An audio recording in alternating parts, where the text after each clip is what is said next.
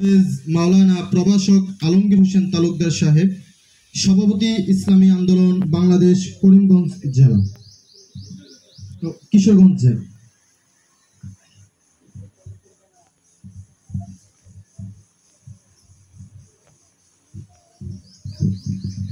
السلام عليكم ورحمة الله وبركاته.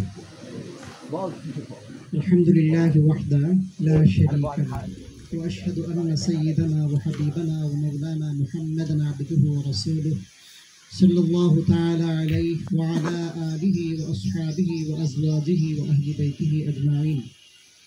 قال الله تعالى: أعوذ بالله من الشيطان الرجيم، بسم الله الرحمن الرحيم.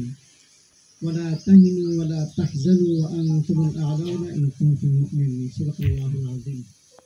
شبيك الدروس الشريف، اللهم صل على سيدنا ونبينا وشفيعنا وحبيبنا مولانا محمد صلى الله عليه وعلى آله وأصحابه وسلم. সবাই ভালো আছেন? এখানে যারা আছেন আমরা কি সবাই মুসলিম না? আমাদের অন্য ধর্মের ভাইরাও কেউ আছে? মুসলিম কেউ আছেন? ডানে বামে সবাই মুসলিম। আচ্ছা, আপনাদের আশপাশে অমুসলিমরা আছে না? ওনাদের কেউ ডাকতেন, সমস্যা কি? হ্যাঁ, সমস্যা নেই। তো যাই হোক, আজকে যে আমরা এখানে উপস্থিত হয়েছি,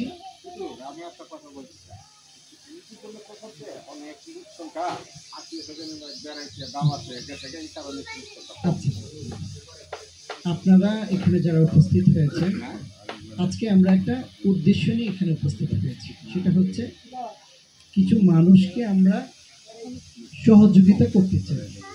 এই সহযোগিতার ব্যবস্থা কারা করেছেন? পীর সাহেব চরমোনাইর নেতৃত্বে পরিচালিত ইসলামী আন্দোলন বাংলাদেশের সহযোগী সংগঠন ইসলামী যুব আন্দোলন বাংলাদেশ। এবং সেখানে যে উল্লেখযোগ্য ভূমিকা পালন করেছে সে হচ্ছে প্রাণ ও সমাজ কল্যাণ সম্পাদক মোহাম্মদ আবুল কাসেম। তার দায়িত্বটাই হচ্ছে, এই সংগঠনের পক্ষ থেকে তাকে এই দায়িত্বটাই দেওয়া হয়েছে, মানুষকে কিভাবে সহযোগিতা করা যায়।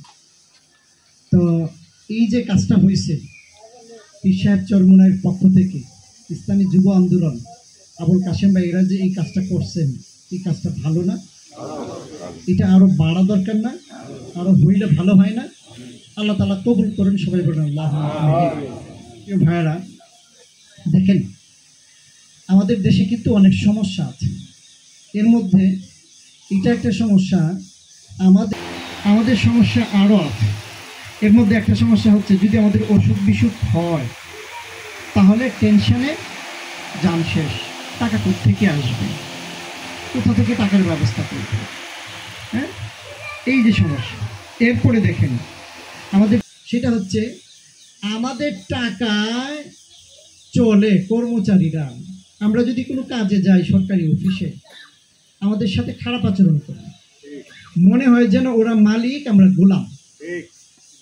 ওদের বেতনের ব্যবস্থা করি আমরা, আর ওরা কাজ তো আমাদের করেই দেয় না, আরো উল্টা বলে যে আপনার এটা হবে না, যান। হ্যাঁ, 10 টাকার ফিস যদি থাকে, সে বলে যে 10,000 টাকা নিয়ে আসেন। এটা কি আমাদের সমস্যা না? সমস্যা। তো এই কয়েকটা সমস্যা বললাম, এই সমস্যাগুলো যেন না হয়, এই জন্যই কিন্তু সরকারকে আমরা টাকা দিই। আমরা সরকারকে টাকা দিই, এটা আপনারা জানেন কিনা? আপনারা মনে করতে পারেন যে যারা বড় লোক এরা মনে হয় টাকা দেয়, গরিবরা টাকা দেয় কি? দেখেন, সব শ্রেণীর মানুষ আপনারা প্রতিদিন সরকারকে টাকা দেন। এমনকি 3 বেলা খাওয়ার আগে আগে সরকারকে টাকা দেন, ডেলি কয়েক দফা টাকা দেন। টের পান এটা? একটু বলি, দেখেন, আপনারা খাবারে কি লবণ খান? হ্যাঁ, কারা কারা লবণ খান? একটু হাত তুলে সবাই না, তাহলে সবাই হাত তুলেন। লবণ ছাড়া তরকারি যতই আপনি গোশত পোলাও যাই রান্না করেন, লবণ ছাড়া খায় মজা পাওয়া যাবে না, ঠিক আছে না? এখন এই যে লবণ, এই লবণটা কত কেজি দেখি বাজার কারা করেন?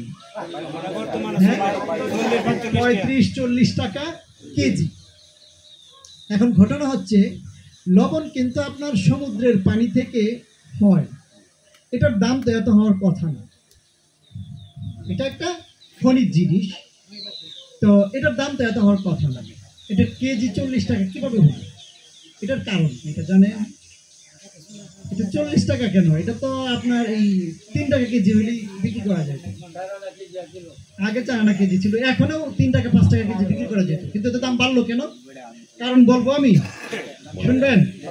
কারণ দেখেন, এর মধ্যে একটা কারণ হচ্ছে যে সরকার, প্রথম কথা হলো সর্বশেষ, একেবারে সর্বশেষ ব্যক্তি, হ্যাঁ, বা ওই যে কোম্পানি থেকে যে লবণটা বের হয়, কোম্পানি থেকে প্যাকেট ট্যাকেট করে, দেখেন সরকার এখানে প্রথমত লবণের উপরে মানে 15% ভ্যাট বসাইছে। অর্থাৎ একটা জিনিসের দাম যদি, হ্যাঁ, মানে 100 টাকা হয়, এটা 100 টাকা ছিল না, এখান থেকে সরকারকে 15 টাকা দিয়ে দিতে। এই যে দফায় দফায় 8 দফা 10 দফা বিভিন্ন জায়গায় সুদ বসছে, বিভিন্ন জায়গায় ট্যাক্স বসছে, ভ্যাট বসছে, এইটা বসতে বসতে বসতে বসতে 5 টাকা 3 টাকার লবণ আপনারা খাইতে পারতেন। সরকার এটার বিভিন্ন জায়গায় দাম বাড়াইতে, অর্থাৎ সরকার এখান থেকে অগ্রিম টাকা নিচ্ছে।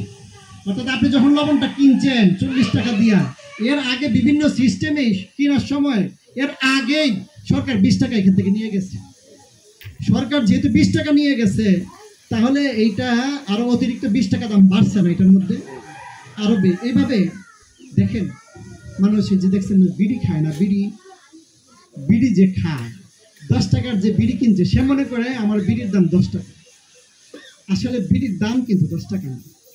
এই 10 টাকার বিড়ি থেকে 8 টাকা 10 পয়সা সরকার নিয়ে গেছে। ব্যাপারটা বুঝছেন? 8 টাকা 10 পয়সা যদি 10 টাকার বিড়ি থেকে নিয়ে যান, তাহলে আপনি বিড়ি কিনছেন কত টাকা? 1 টাকা 90 পয়সা। কিন্তু টের পাইছেন?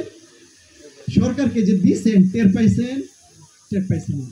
এই যে টের পাওয়া যায় না, এটাকে বলা হয় পরোক্ষ কর, আর এটাকে ইংরেজিতে বলে ভ্যাট সংক্ষেপে, আর বিস্তারিত রূপ হচ্ছে ভ্যালু এডেড ট্যাক্স, মূল্য সংযোজন কর। জিনিসের যে মূল্য নির্ধারণ করে সরকার, এখানে ট্যাক্স কর বসায় দেয় আগে।